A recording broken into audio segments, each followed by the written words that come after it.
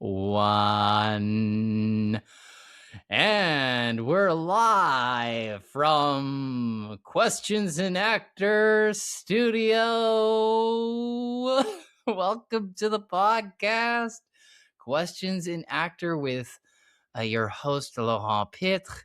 Welcome, viewers and listeners on YouTube or Riverside. We have we have our first few people popping in. Welcome to the podcast, the first Wednesday night live edition with a wonderful casting director, wonderfully fashionable, friendly, fabulous. Who are you again?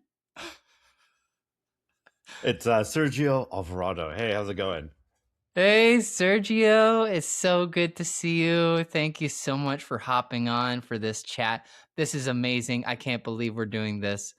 Um, Tell me about let's dive in right away. Tell us a little bit who you are, like where are you born, where are you raised, where are like the first few influences in your life that end up, you know, determining the person that you end up becoming today? Oh wow, that's pretty loaded. So my Big life question. story. So I was born in Peru, and Wow. then as a baby grew up. I moved to the States, grew up there until I was about 11. Moved back to Wow. Peru, did middle school there, and then we moved to Canada when I was 13, in the Whoa. '90s, and lived in Sarnia for a bit. And then we moved to the GTA. I was in Brampton, and my parents had been living there until but just recently that they moved to Niagara Falls. So Brampton, Toronto has always kind of been my main home for the last, let's say, 27 years. Went to U of T, so very very Toronto kind of boy, I would say. Wow. Yeah. Wow, amazing. What a journey. My gosh. Like what did your parents do for them to go from Peru to States to Peru to then Canada? What was the Oh, well, first my few things that dad's they were an doing? engineer, but didn't work Okay. really in that field too much. We left Peru because of the terrorism in the '80s, My and because gosh. my mom and I were undocumented in the U.S. We actually Whoa. ended up moving back to Peru because I wouldn't have been able to go to college or anything like that because I Right. didn't Wow. exist. Wow. So we moved back to Peru, and it didn't take very long especially for my mother and I, to realize that we didn't want to live there. Um, Wow. so they looked into Australia and Belgium, I remember, but Really? decided Wow. Canada first because we still had family in Michigan. So we figured, we Mm, were in southern Ontario. We were so very close to our family in Michigan. yeah. And we got it, and that's why we moved here. Lived in Whoa. Sarnia for a bit, and then, and then Brampton, like maybe a year and a half later. So I bounced around a bit before, moving to Toronto on my own when I was 20, and I've been Whoa. here, I guess, 22 years. Yeah. Wow, you lived quite the nomadic childhood. Tell me, do you find there maybe is some sort of influence on the like person, but also, even as a casting director, you get to meet a bunch of different people. You get to know people quite well, and you're a judge of character. Do you feel like that it had an influence? Well, even when I lived in Michigan, the 9 years I lived in Michigan, I lived in three different towns. So I was the new kid on in second grade, Yeah. fourth grade, and then seventh grade, ninth grade, 11th grade. I was the new kid. So Whoa. I never really had issues meeting people and making new friends because I'd be like, "Hi, I'm the new kid." Like, I always had an in to like make new friends. And again, I think I've just always been naturally extroverted, not afraid to talk people up either. But I definitely feel like being the new kid so many times growing My up gosh. was a big factor in that. Wow. So maybe tell me what were like the initial constants when it came to starting a new and fresh in different places. Did you find maybe arts in general was an early influence, or was film or television or theater interesting to you early I on? mean, yeah, for sure. I was a kid that my mom had to force out to go play because it would Really? be a gorgeous day, and I would just want to watch movies and read Wow. books, right? So I was Wow. always um, I really liked just movies ever since I was a kid, and always watched movies way beyond my age than I should have been watching at the time. Like I remember being very young and loving The Last Emperor and Amadeus, and like Whoa. I'm talking very young, like I'm talking about like being Yeah. 7 or 8 years old and watching The Last Emperor. Amadeus. My Amadeus. It was my God. favorite movie as a kid, and I still watch. And it's still a movie I watch It's great. regularly, especially Yeah. since the director's cut came out, and Wow. there's like an extra 15 minutes almost of movie. Wow. But yeah, I was always loved movies, and I was a kid that would watch like the same movie like over and over again. Like Return to Oz was an early favorite of mine, and God, I watched that movie. I don't know how many times, but and then like even silly movies like Three Ninjas back in the day, I used to watch that a lot. So yeah, I was always very influenced by, and I was a bookworm too. So reading and movies have always been a big part of me. And as I said, like my mom be like, "Can you just go outside for like a little bit and play?" So that was, and I never really had an interest in sports aside from swimming. Like I swam even Nice. competitively in my teens for a little bit. Uh, Mm. but yeah, I've always been the creative type, and I've always liked writing and music and playing piano. I've been playing piano since I was 5 years old, so I've Whoa. always kind of been in the arts, and discovered photography in my 30s and have been doing that as well. So it Wow. was my one kind of way of getting into visual arts because I was never good at drawing or painting. So I was like, okay, Mm. visual arts aren't for me, and then I discovered photography. So yeah, so Nice. music, writing, film, all of these kind of avenues have always been important to Wow. me. So moving into film and TV after university was something unexpected for me, but like it was just a natural fit. But I just never really considered it to be a career. Okay, so tell me then, at what age did you start university, and where was that, and what were you studying at that time? Yeah, I went to University of Toronto. I was 19. My first day of school was September 11th because I had adjusted my schedule so I didn't have class on Mondays. Oh, okay, So, yeah. that year Nice. university started on September 10th, but mine was Uh-huh. September 11th. And Got a so day that was a off, yeah. crazy, crazy start to starting university career. And then, my plan was to get my Bachelor of Commerce and then maybe go to law school. Maybe I kind of want to become a copywriter, like work in advertising and stuff. I didn't really consider film and TV to be a thing. And then I took intro to film because I was like, oh, I love that. And like, I didn't know you could major in film really. Like it was just kind of Wow. beyond my mind, where, you have immigrant parents that give you three career options. Um, and I loved it. And I loved the people that I met. They were so, everybody, all the friends that I made in intro to film, many that I'm still friends with to this day, which is not the case with my friends my classmates from, calculus and accounting and, economics. Like I couldn't name Uh-huh. you a single person I took economics 101 with, but Mhm. I've been to people that I took intro to film. I've been to their weddings, right? So it Mm. was just a different camaraderie. And so then I decided to keep taking film classes. And then I was like, hey, if I Oh. take two more, I can get a minor.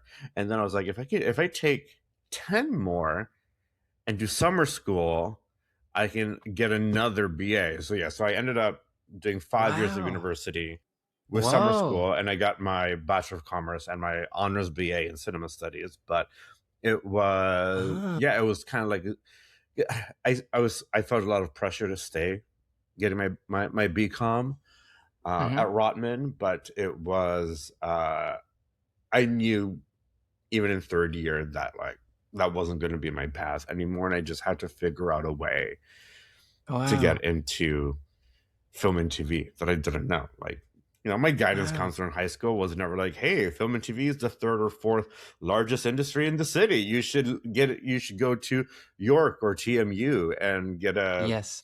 and do that. Like, never got that, right? So I just kind of took a very conventional path, and the only thing I knew that I was going to U of T, there was, some, I guess, some parental pressure that I had to go to U of T. So, like, my Uh-huh. high school years were very much like trying to get my grades good enough to get into to U of T, and it was like, in retrospect, it seems so weird that my goal was to get to a specific university, not to follow a specific career. It was just this kind of like status thing Yeah.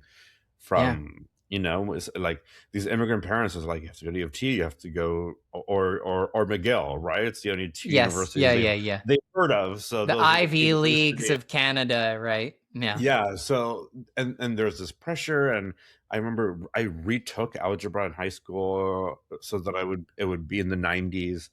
And I feel like I put a lot of pressure on myself. And then at university, taking film class, I felt like that pressure was off. I loved watching movies I've never heard of, and then reading all these books in history about film, and learning about psychoanalysis and semiology and all these other kind of disciplines, and connecting them to film. I just didn't know that was a thing. So it kind of really opened my eyes to what the art form was, and I really wanted to be a part of it. I just didn't know how. Wow, amazing. And it's so interesting because you might be describing, if I didn't know you or what you do now, you might be describing like the origin story of an actor or a film director, right? In the way that you're talking about it. So tell me, do you feel were there moments even in your childhood or during this university degree that you were already sort of maybe getting the casting director bug, or No. artistically, or no, it was like all dormant kind of thing? Yeah, well, I didn't Or know casting directors existed. Like, I thought oh, maybe okay.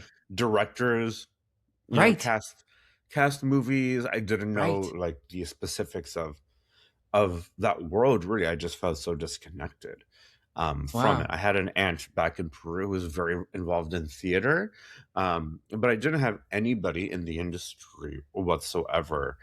And also, growing up in small towns and the suburbs, you don't get that same kind of, it's not like you live in the city and a street's blocked off and a movie shooting there, and like Yes, it right. just becomes more real, and you're like, oh, a movie shooting there, that means people are Yeah. working on a movie, and I could get a job doing that one day.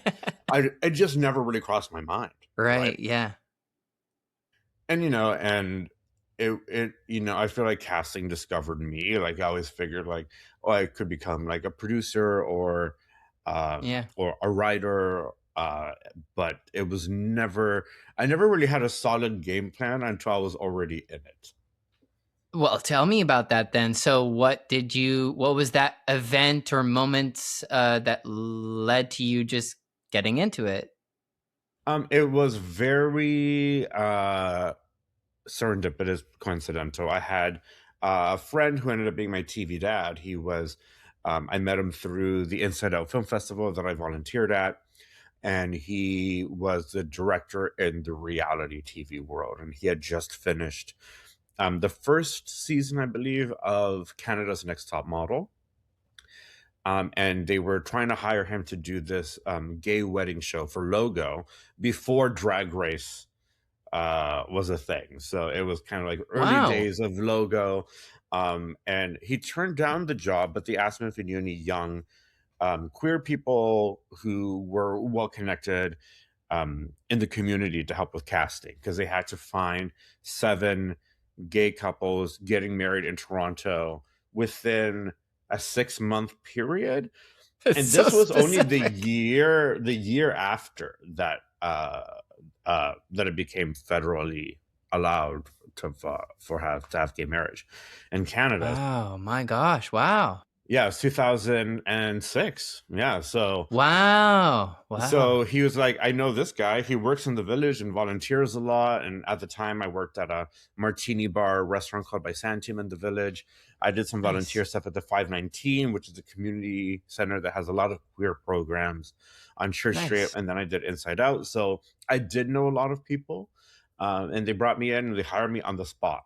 And this was 3 or 4 days Wow. after handing in my final like major paper at Wow. U of T that I was Wow. like, this is gonna dictate like my life, and then like Yeah. it never, it was never a Sort of thing. went the other way. And I was like, what? And I got this casting researcher job for it was called First Comes Love, and had to find all these gay couples. And then the line producer on that show ended up moving on to the original season of Project Runway Canada, and brought me Oh. along as a junior story producer, which was my second job ever. And then I didn't really, I helped out with casting on that show. I was more on the story challenge producing side, like as like the junior on it.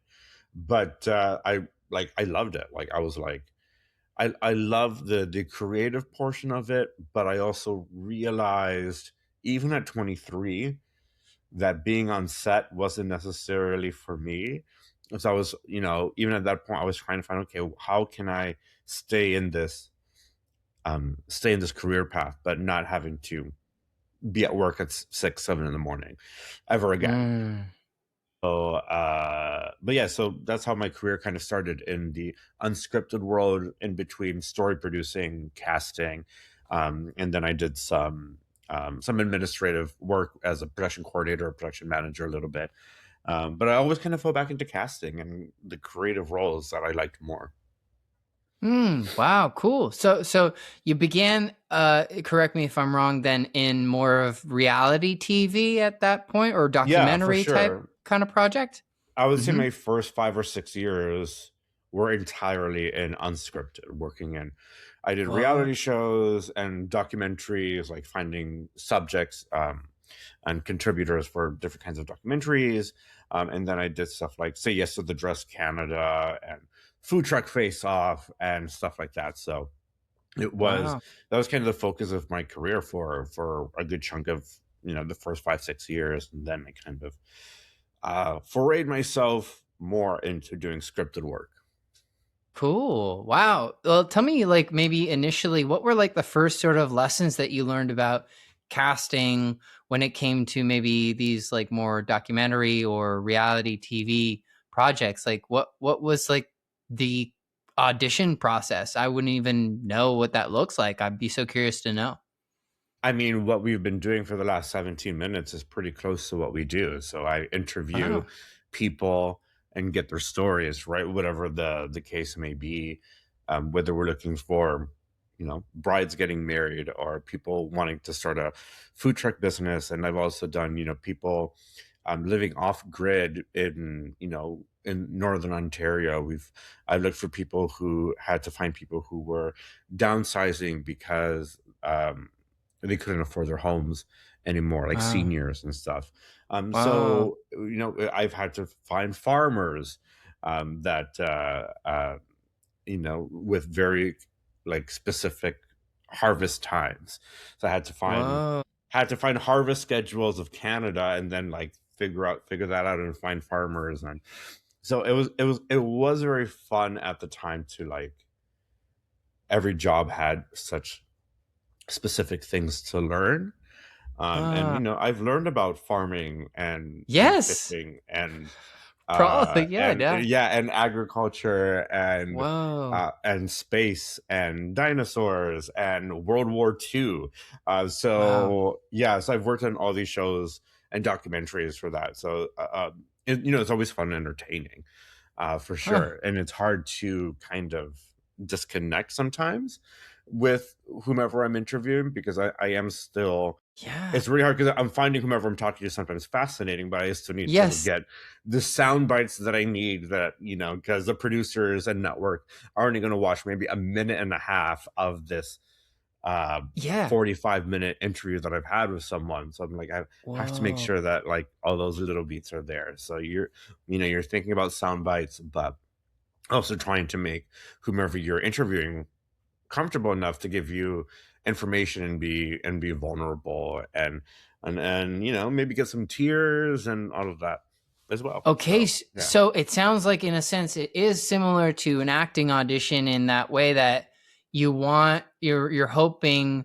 to, capture some moments of authenticity, but also be able to get to know who they are, get to also, I guess, vibe check to a certain degree whether or not this person is going to be fun to work with or pleasant on set, that kind of thing too. I guess do Yeah, these for interviews, sure. they get filmed kind of thing, and that's also what you're paying attention to?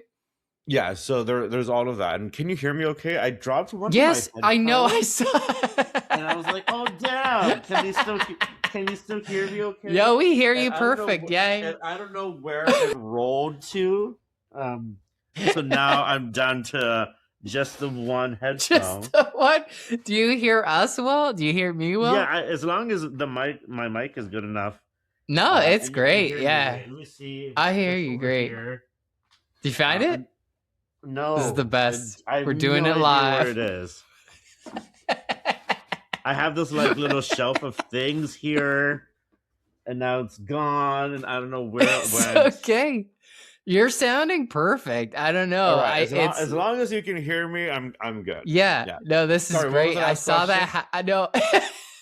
I was just curious because, like, I was asking you about like the process, and it sounded so similar to like an acting scripted audition, right? And Well, it's a except lot for, longer process, yeah, right? that Like the sounds actors is like in and juicy. out, like, hey, say the line, here's a redirect, bye. Yeah, While exactly. with real people, like for like example, we did Project Runway Canada Yes. last year, and that was a good 45 minutes that we spent Whoa. with each designer who we auditioned, and Uh, that was it. That was a particularly difficult process because we only had like 4 or 5 weeks to cast that whoa. show, and we had to do Wow. these 45-minute auditions and cut it Damn. down to 10, cut them down to like 10 minutes to present them, and then they had to be cut down to like 2 minutes to present to the network.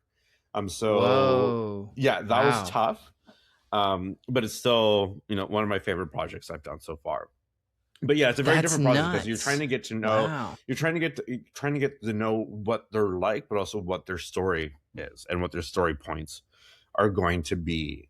And it's Uh, different for like a reality competition show and a game show and a documentary. Like the how we do it and how we approach them and how we deal with conversation is different because we're okay. just trying to get different things, right? Like with on Project Runway, it was like, what are their characters going to be?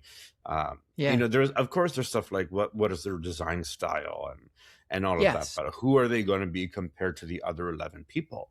Um, so we're thinking that way, as opposed to a documentary that might have one subject or 3 or 4 disconnected stories that are just connected thematically, like Yes. living off grid in the wilderness, for example, or the example that I said before of people who are downsizing, Mm. seniors who are downsizing and having to get rid of 50 years of stuff. And so that was approached very differently too, because we had to find 3 stories for that documentary. Mm. So it had to be different, had to have different uh, you know different levels and nuances to them. But the 3 of them Mm-hmm. also had to be distinct, but we didn't have to worry about how they would connect with each other. Well, like on Project Runway, it's like we you really have to think about like how are these 12 people going to interact? Who's going to be competitive with each other? Who's going to collaborate Ah. with each other? Who's going to annoy them? Who is going to not work well in a team? So there's different things to Ah. consider in these kind of formats, right? And like kind of like with an Interesting. actor, like how you're looking at the lead actor and how you're looking at an actor who's has 5 lines or less in a project, like how you're approaching them is very different, right? It's like Wow. the world's around this person and these kind of complement the world, right? So Yes. it's a very different way of looking at it, but Mm. in a sense, yes, we're looking for story and compatibility and the vibe check, as you said. But it Wow. is a long reality casting is a much longer process than scripted. Wow. I'm so curious then because Yeah, like you said, like for a scripted show, for actors out there who have to audition, you're lucky if you get like more than 5 minutes, with a casting director on Zoom, or sometimes you don't even get to have that interaction with the casting director. You're just sending out a self tape.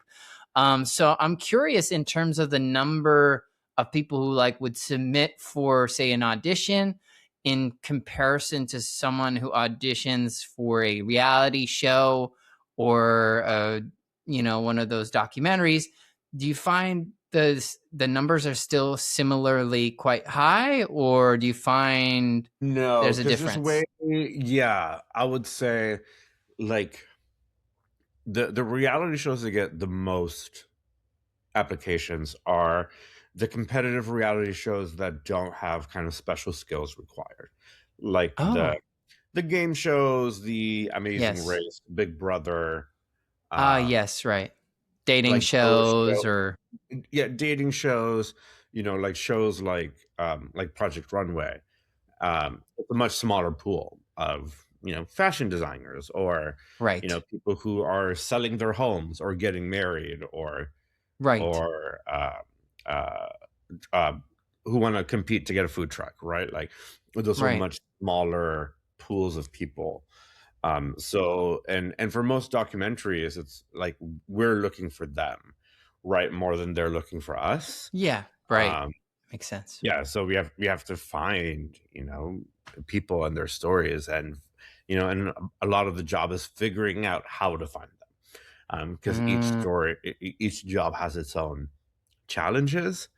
mm. Yeah. Well, casting and scripted is the same, but I feel like reality is much more unique as to what the challenges are. Because in most scripted jobs, you put out a breakdown, send it to agents, and then go through submissions and maybe do Yes. an open call.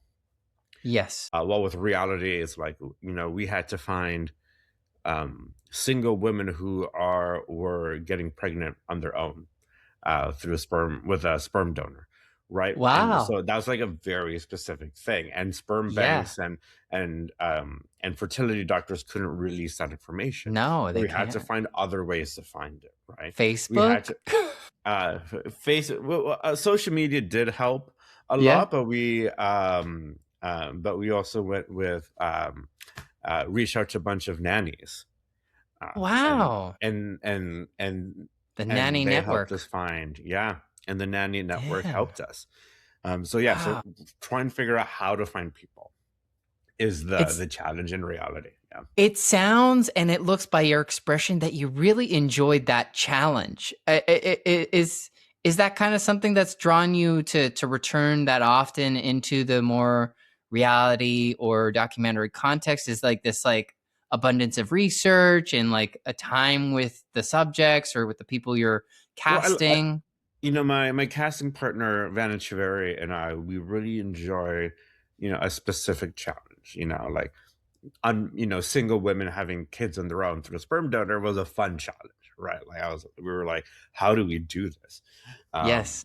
and we've had to do very specific things like that as well. We've had to Hmm. find indigenous girl hockey players. Like, how do we find that? Um, Wow. so like it's always kind of it is fun, and at this point in my career to be bouncing back and forth between scripted and unscripted, and there aren't many of us that that do both. Yeah. It's Yes. Right. uh it's it's a lot of fun. Yeah.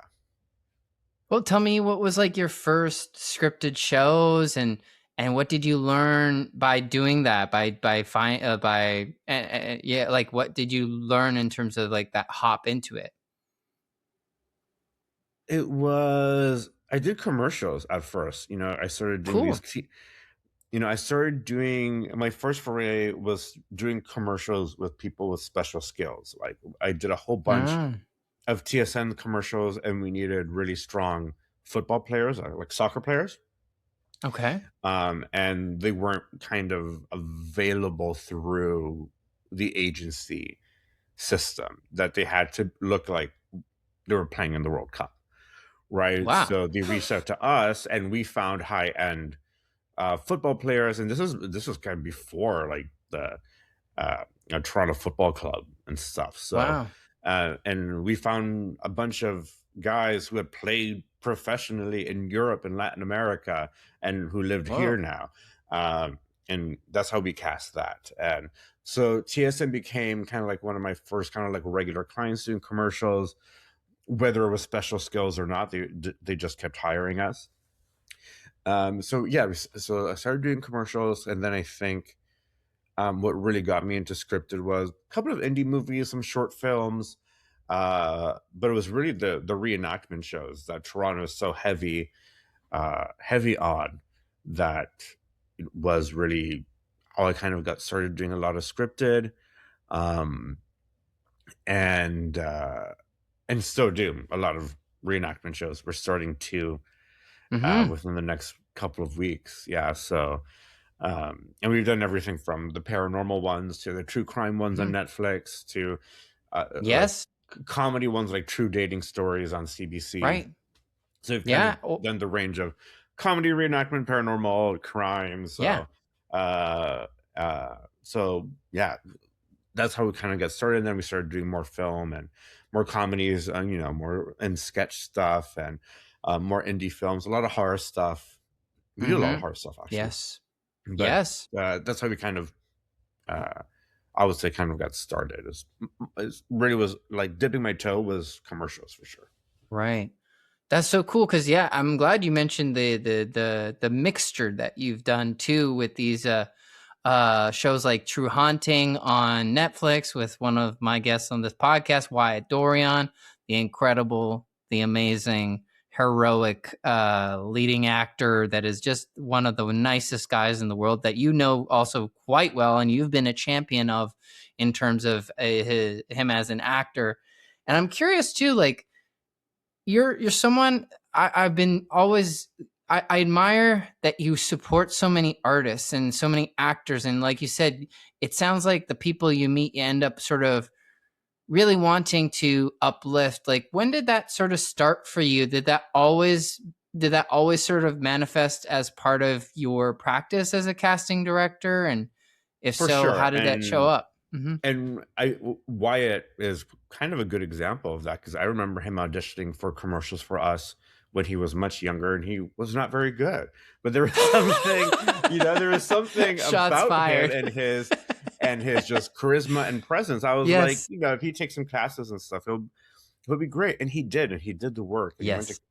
he took workshops, and he went to college, and um Yes. and he and and he just consistently did good work. And when I was casting True Haunting, he actually didn't even have an agent at the time.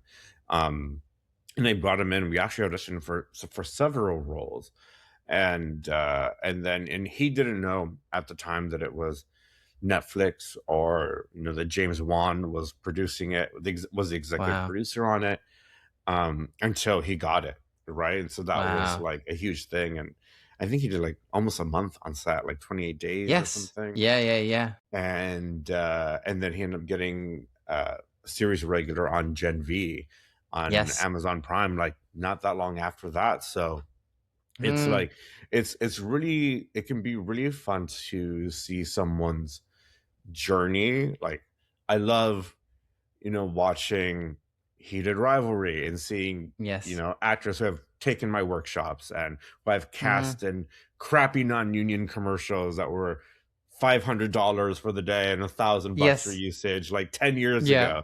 And now they're like in 3 episodes of Heated Rivalry. And it's that kind of Mhm. stuff that's really kind of exciting.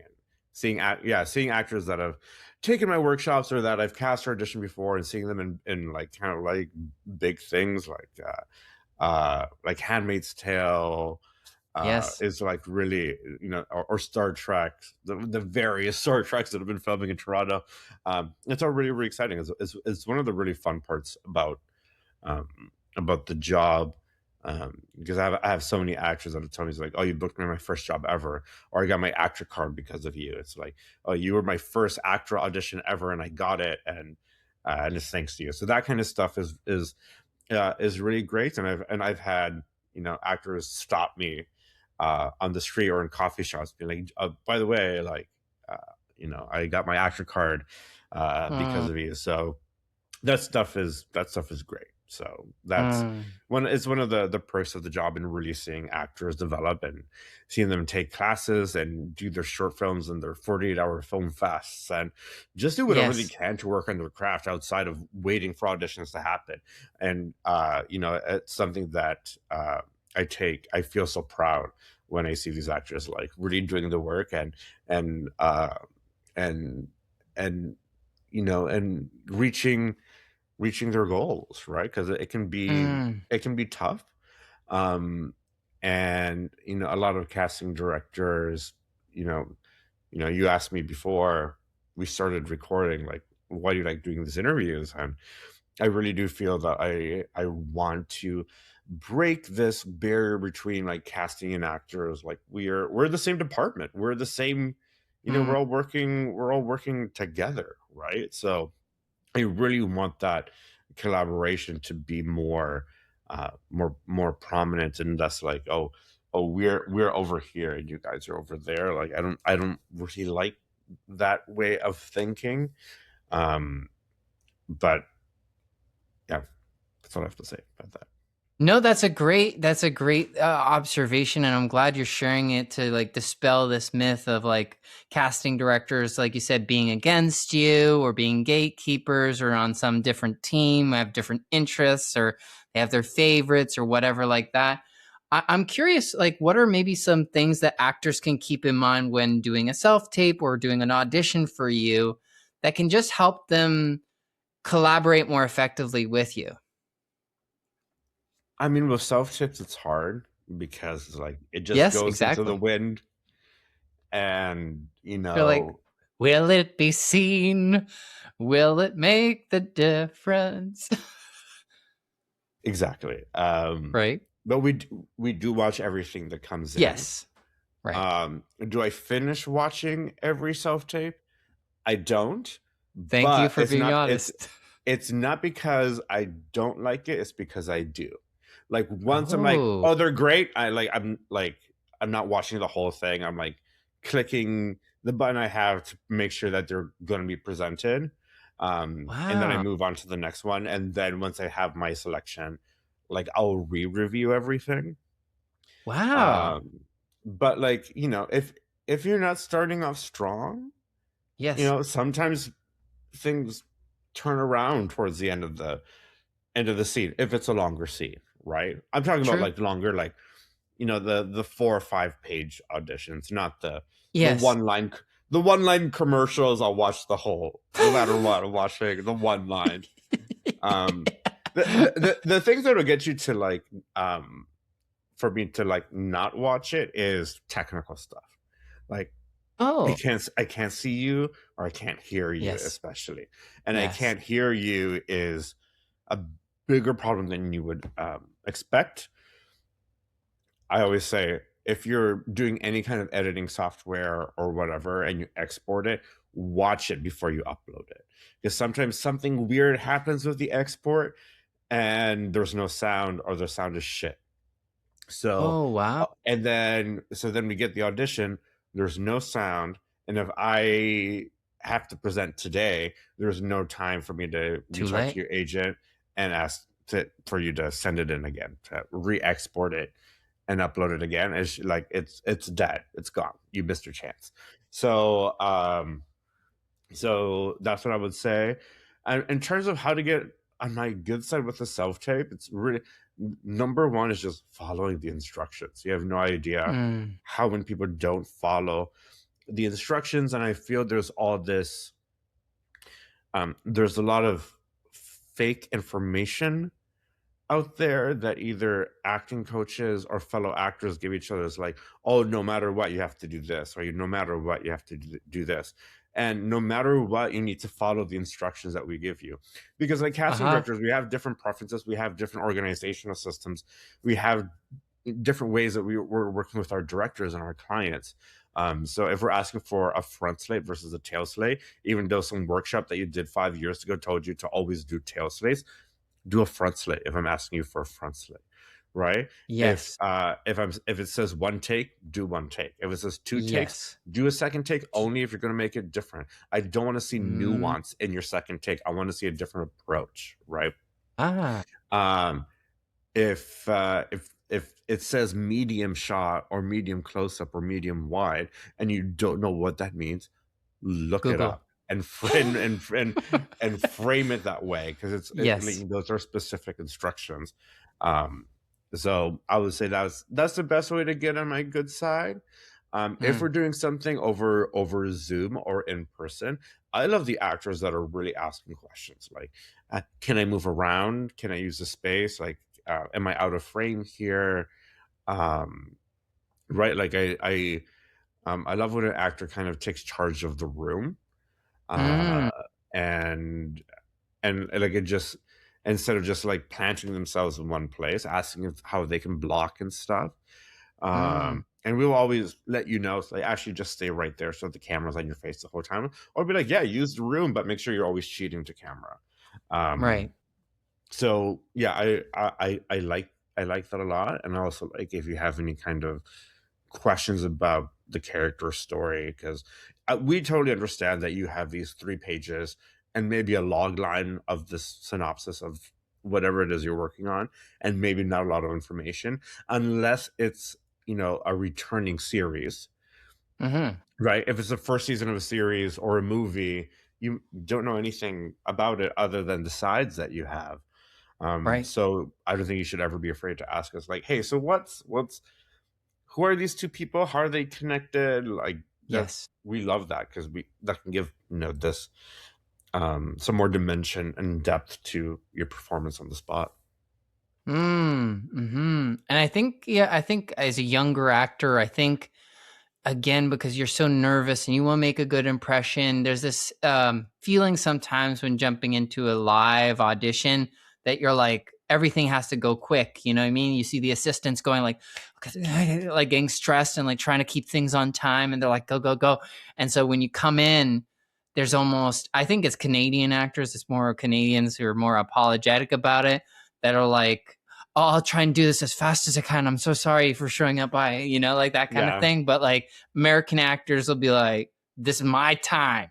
I came here and this is what I'm going to do. So in that approach, it seems like you like uh, people who could come in, take ownership of the space and of their audition, take the time that they have, ask questions to collaborate with you to show, oh, this person's like going to be a yeah. collaborator on set, someone Especially in that's the asking callback. good questions. Oh, and the callback especially. Yes, Okay. I have yet to do first round of auditions in person since COVID. Right. I've only Right. done callbacks in That's true. person. That makes sense. First round of Okay. auditions, we're just trying to get our day in.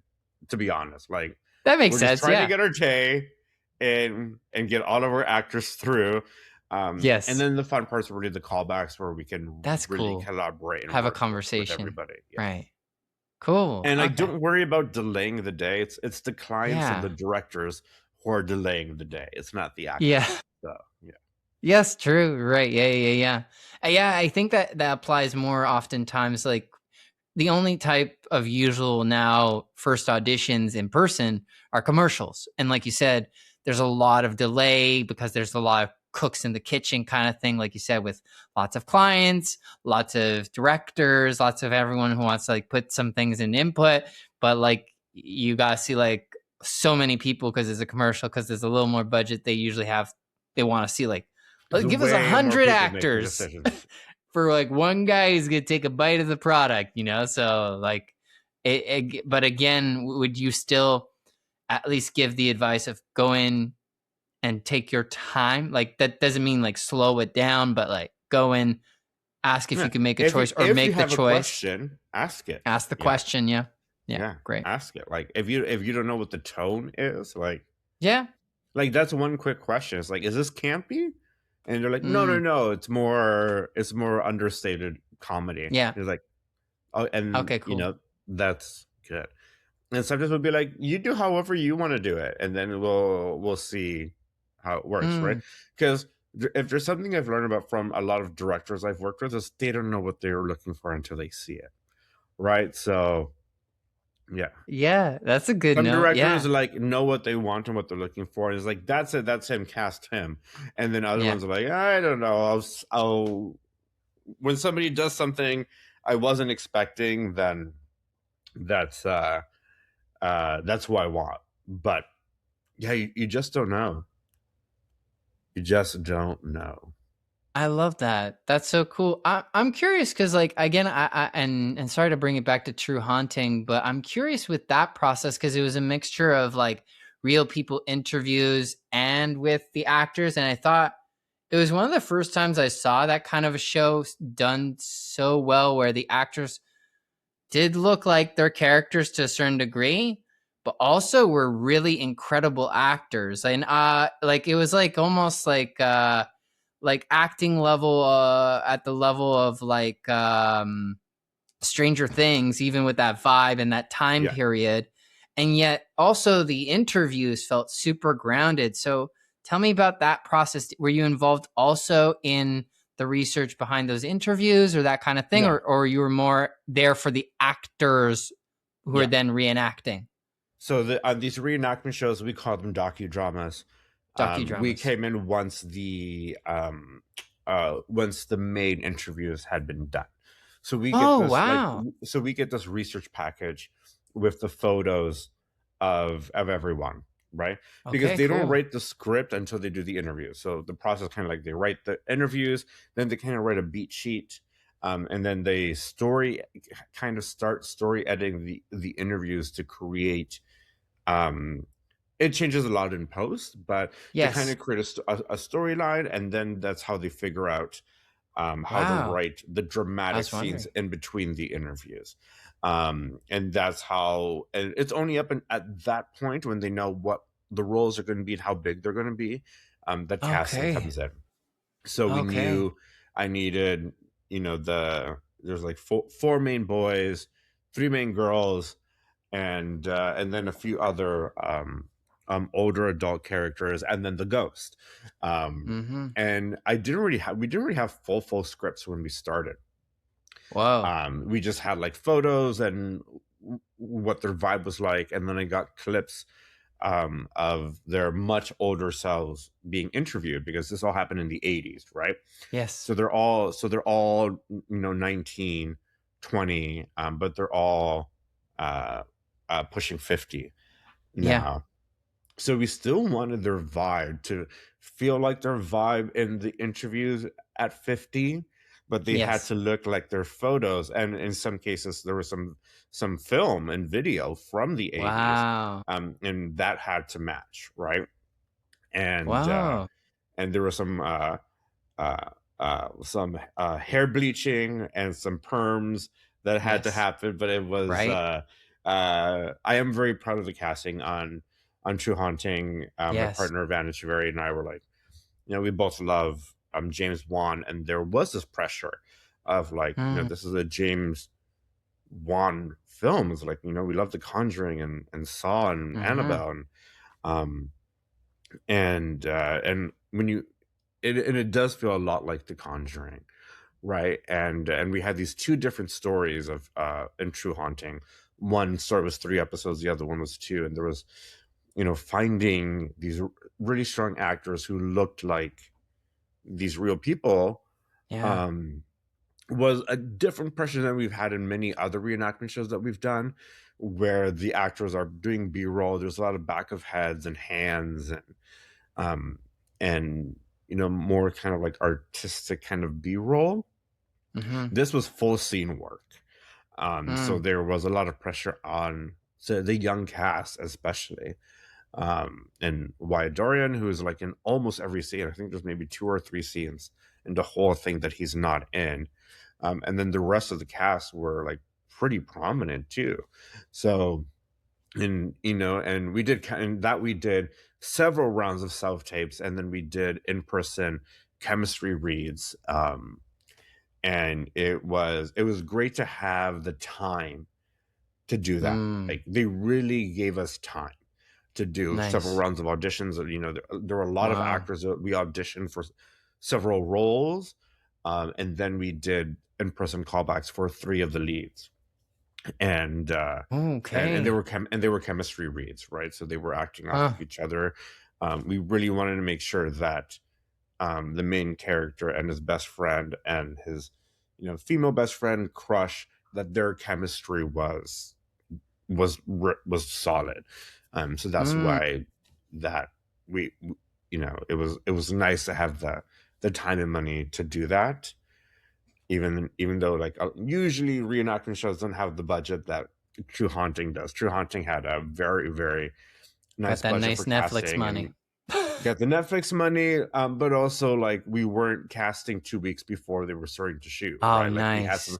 we had some Time time and to, money. yes, Yeah, that's nice. That's yeah, beautiful. yeah, and that and you see the results, right? You see that's Yes, like 100%. there's like I posted on my Instagram like the side by sides of the real people and actors, and so many Mm, people commented like, oh my god, like seeing them all together as opposed to the on the show is a different impact, because like when you're watching the show sometimes it goes from the young person's photo to the actor, yes. but not maybe like all of them as the groups. I had like all of them side by side, and Nice. it's whenever we're doing the reenactment shows and on my Google Doc where we have like our casting list, we always have the original photo of the person and then the actor's photo next to it, and so I was like, okay, yeah, we did a good job, this is good, they look like the person, yeah, and the vibe's more important than anything sometimes. Okay, yeah, that's what I was gonna ask too, because that's great to hear. Because yeah, it sounds like vibe is a little more important, even though like you said, like a look can be adjusted, right? So like if they're not exactly right hair color wise or maybe facial features, things can be adjusted as long as like they understand the heart of Yeah, this person, the way they are, yeah. and their overall vibe. That's really really cool. So, we have some viewers, we have some listeners. So, if you guys have any questions, please pop them in the chat. I think that's how it's going to work. Please ask your questions. If not, I'll continue asking these. Thank you for being here. But Sergio, I'll ask a follow up for that one. I'm just curious, like with maybe True Haunting or with other of the scripted or unscripted shows that you've done, do you find that intuitively early on in the process you have an inkling that then shows up as that final choice, like for example like Wyatt going through like the different kind of rounds, like do you always like consistently see him sort of coming out as like, oof, I really think it's him, but we have to check. Oh, I really think it's him still, we'll have to check. What's that process like being on Yeah, that side? it's not a science, right? Like I Mm-hmm. do pride myself in feeling that I have good instincts and intuition. Mm-hmm. But sometimes you need to see it, and sometimes things are unexpected, right? Sometimes, Mm. uh, sometimes they're like, let's see if you can do this, and you re-audition somebody. Sometimes way later on. I did this sketch show um, Mm. called "The Dessert" on Crave. One of the biggest jobs we've done. It was like Oh, 100, okay. 115, 120 actors in 6 episodes. It was a lot. It was a Whoa. lot to do. But they shot it in 3 different blocks, and there were actors that I auditioned for the first block that didn't fit the sketches that we were doing, but then I was like, I really like them. This is a totally different vibe than these sketches.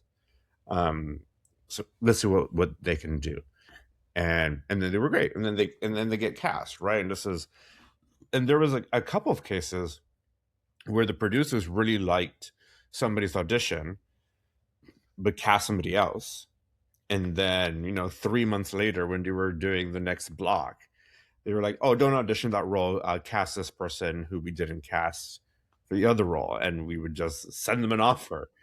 So Whoa. something that happens all the time, right? Like you Mm. can get cast for something that you didn't audition for, but you auditioned for another role in an earlier episode, right? So you just so sometimes I bring you in for something, and without even knowing I've already cast you. I've cast you in the Yes. future without knowing, Yeah. right? Because the producer and director was like, oh, remember that person, let's cast him for this role. We don't need to audition for that role. And that happened on The Dessert. It's happened for me on See No Evil and Haunted Hospitals, and even in True Dating Stories. Um, so that kind of stuff happens a lot. So you always need to feel that you're not necessarily auditioning for a specific role. You're just kind of like might be doing generals for whatever that show is, you know. So Yeah, and yeah. TV has that luxury that we're casting for such a long time, as opposed to a film, which is, you know, we're casting everybody at once. Yeah. Yeah. Okay, so it sounds like when you're auditioning, it's not, and I seem to have developed this belief too. When it comes to an audition, you're not. It's not a job interview for one job. This is the job, right? Like you go in, you do a good job, you've prepared your thing, you give it your all, and you let go of the result in that sense, right? Like, because what's more important is to do a good audition so the casting director is like, oh wow, like that was right. But like maybe you don't look like the part, maybe like you like your vibe is not quite right, but it's so perfect for, like you said, that next season, that one character that, oh, that actually would be a better fit. So tell me, like, again, maybe some advice when it comes to actors, like how like maybe even like in terms of your workshops, what are like some things that you teach actors to hold on to when it comes to not only the audition but their career or their mindset when it comes to casting? Well, I always tell people not to hold on to anything. Like, leave the audition and like forget about it. Like, pretend it's gone. Pretend you didn't get it, and move on to the next thing, Yeah. because it's just so much pressure to keep thinking, "Oh, did I get it? Did I get it? Did I get it?" Mm, And like, I don't know. It's hard. I feel like we understand that you all feel a lot of pressure. Um, mhm. but if you can just like let go, right, and be like, something else will turn up, because we keep Yeah. like, if you audition for me self tape or even in person, like I keep track, like the systems that we use, whether it's Casting Workbook or Breakdown Express or what you guys call Actors Access. It's the same thing. It keeps a Yes. history. Like I can click on Ulana, and it'll have a little gold star. And if it has a gold star, it means Oh, I've auditioned you before. And I can click on that gold star, wow. and it'll show me the history, See and all it'll show the, me oh everything wow. you've auditioned for before, and it'll even Whoa. show me every time I've requested a self tape and you didn't send one in. So it keeps track of all No of way. that. Yeah. Oh. Wow. Okay, that's so cool. So Wow. yeah, so we So keep you, track of your history with us. Yeah. wow. Wow. Okay, so that's interesting because I think a lot of actors too sometimes say they're like waiting, not waiting, because I don't, I'm not a fan of waiting, but like when it feels like they haven't had an audition for a certain casting director, or like you said, to pop into the mind of a director or producer, what are some things that you recommend actors do while they're quote unquote, when they've let go of something? How do they keep the ball rolling? What are some things that you admire in actors that keep the ball rolling? Some, projects or skills or classes? Like, what is it like that? You're like, oh, Yeah, that guy's keep the doing it right. training going. Keep the training going. It's Mm, like I don't think you should depend on what, I think it happens a lot for people who have degrees in acting and theater, and they feel like they don't need to keep training. But we yes. love seeing on resumes that you did have done this and this, and oh, you did stunts, or you did, improv at Second City, or you have a dialect coach for American neutral accent, which is really, really important these days. We like seeing like those things kind of popping up, and also casting. Don't miss, if you see any casting director having a workshop, do it, whether you feel like you need it or not, especially if it's a casting director who you haven't seen, or you haven't seen in a long time. Um, yeah, and just keep training, because like we see it on the page, and like I'm not going through resumes for tiny roles, but for principal large roles, I am going through resumes while I'm making selection. Mm. Mm. Okay, yeah, that's beautiful. Um, Maybe let's like step back out of the acting and career questions and ask, what's like your favorite part of your day as a person? Like, what do you love to do other than this beautiful profession of casting directing? Well, I have a kitten. I adopted a little cat in December. His name is Yes. Gustavo. He's asleep just off camera over Oh, there. But I he's love a it. precious little guy. I've only had him for 2 months, but on his third day with me, he climbed on my face and started kissing me right here and clawing me right here. So I think that cemented our father son bond. But yeah, that's my favorite part of my day. I love a good cup of coffee. I'm trying to practice piano at least a little bit every day. I spent 20 years basically not playing it, and now I have Mm. my childhood piano back as of last year. Oh And wow, I'm trying to play a little bit, some classical, wow, some movie stuff, some Wicked, some show tunes. So I try to do a little bit wow, every day, but yeah, I guess that's where when I like to do it in the middle of my day too. Like, you know, cool. I'll work for a few hours, play some piano, make some lunch, and get back to work. I feel like it helps just neutralize my brain. Yeah.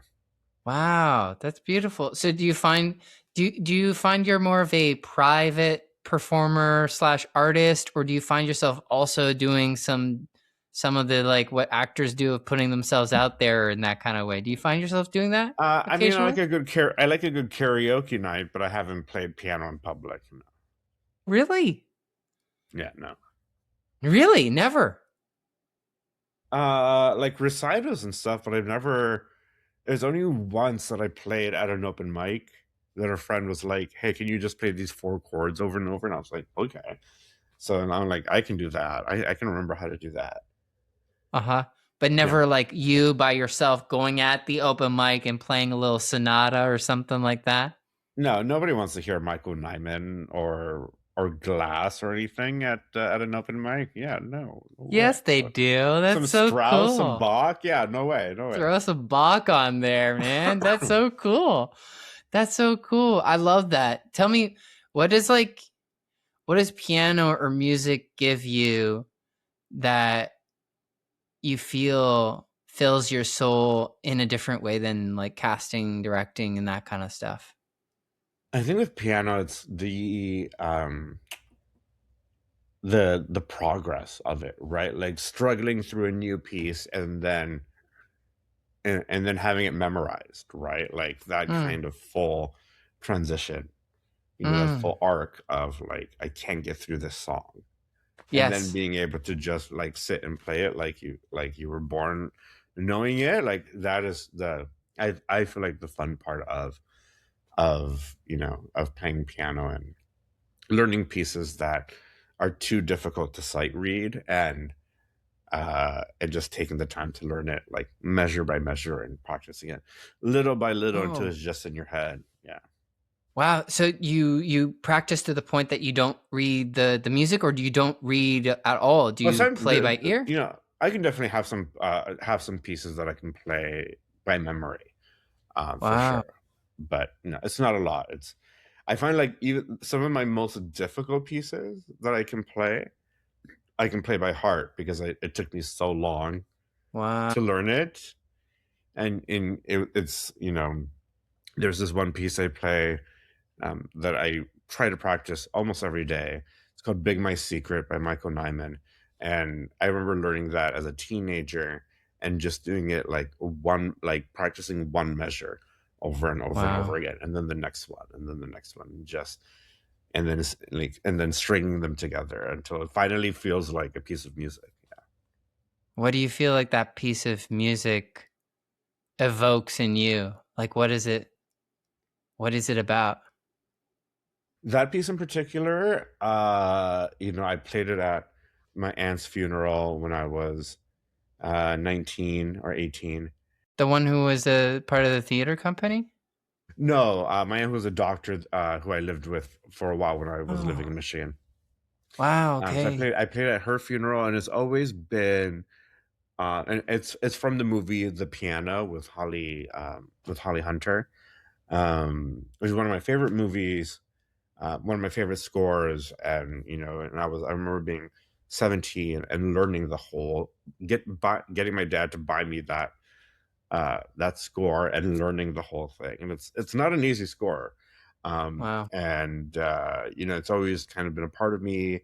And then these decades that I haven't really been playing piano, now getting back into it, it's kind of like I know I can't play it like how I could at 18, but it's nice to almost be there again.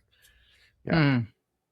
That's beautiful. That's so cool. I love that you play piano, and I love that part of your artistic practice sounds like it is for you in the similar way that you talked about, like your childhood being, going watching these movies, completing them, but also starting the piano, and it was for yourself, and like your mom like kind of push you, go outside, go play with Yeah. people, you know.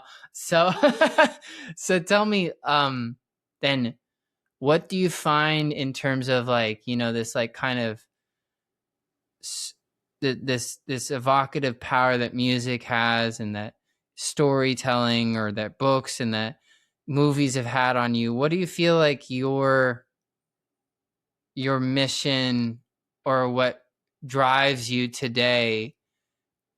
How does it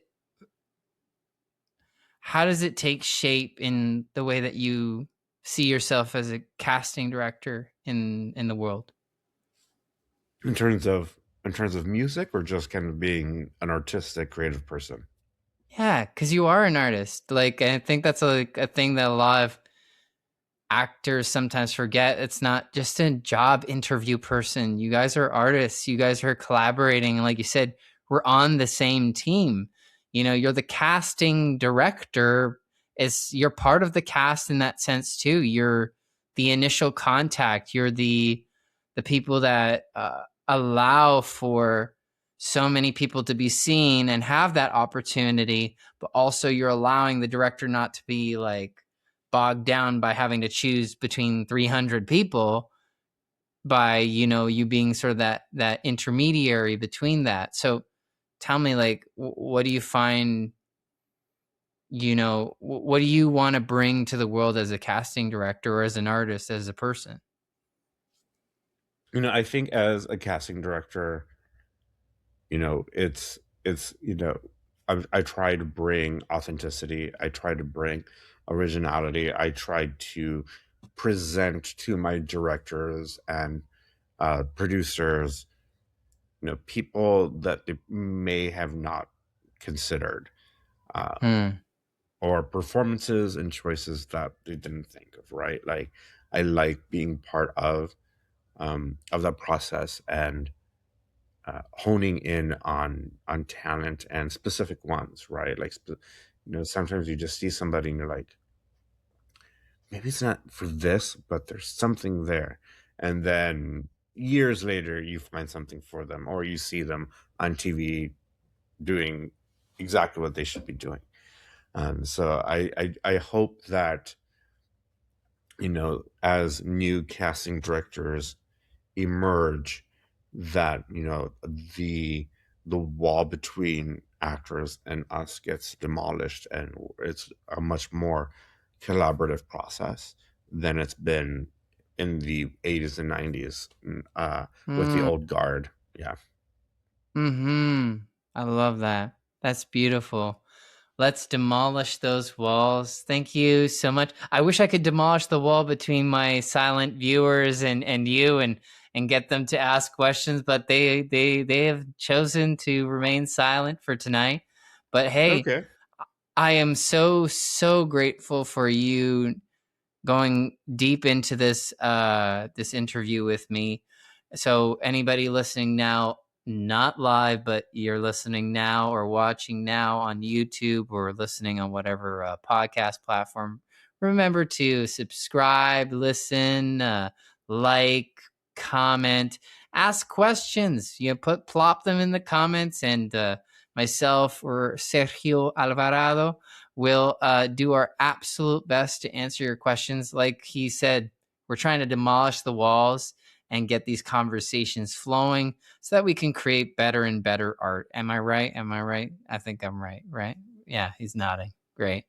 Yeah, man. Thank you so much. I really, really deeply appreciate you coming on and going so deep and telling us a little bit about your life. I think it's hopefully it helps people get to know who you are and continue making you more and more approachable. And please let us know where the viewers and listeners can find you on the socials, or where they can maybe go for looking for castings or your Yeah. projects that are out. Please feel free to plug away. Yeah, my main social is Instagram, where I'm the dot brunch store. I do an Ask Me Anything almost like once a week, so uh, you don't have to wait for one of those to ask me something, but I do try to do those once a week, where actors can ask me anything about casting and auditions. Latest things that are on that are available for streaming.